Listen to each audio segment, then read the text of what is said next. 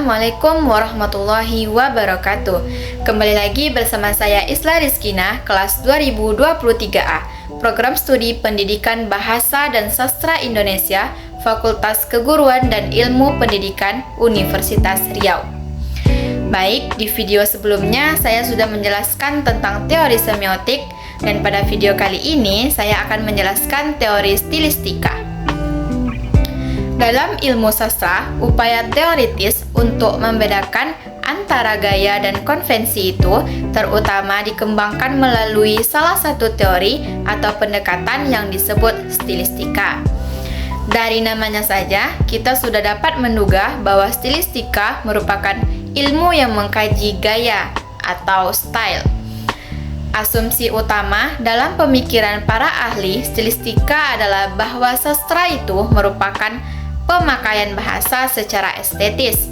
Karena itu, mereka mendefinisikan sastra sebagai tulisan yang indah. Istilah stilistika tidak dapat dipisahkan dari style, mengingat kedua istilah itu saling berkaitan satu sama lain. Style adalah salah satu aspek yang digarap oleh stilistika. Menurut Goris Keraf, style yang diambil dari bahasa Latin stylus adalah alat untuk menulis pada lempengan lilin. Kejelasan tulisan dalam lempengan tersebut tergantung pada keahlian sang penulis.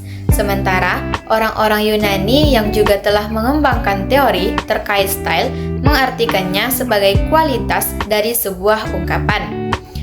Menurut Shihabuddin Qalyubi menyebutkan bahwa stilistika adalah ilmu yang mempelajari style dan berusaha menjelaskan ekspresi pengarang, nilai estetis yang ditimbulkan dari pemilihan kata, dan efek yang ditimbulkan dari makna. Kata stilistika berasal dari bahasa Inggris yaitu stylistic, terdiri dari dua kata, style dan ik.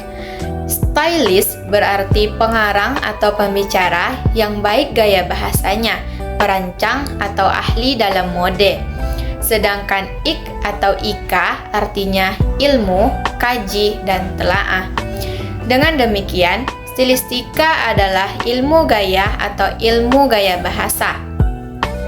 Sementara itu, dalam Kamus Besar Bahasa Indonesia, stilistika adalah ilmu tentang penggunaan bahasa dan gaya bahasa di dalam karya sastra.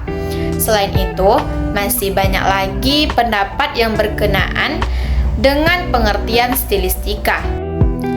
Dalam Bunga Rampai Stilistika, Sujiman memberikan pemahaman bahwa stilistika adalah mengkaji wacana sastra dengan orientasi linguistik, atau dengan kata lain, mengkaji cara sastrawan memanipulasi memanfaatkan unsur dan kaidah yang terdapat dalam bahasa dan efek yang ditimbulkan oleh penggunaannya itu.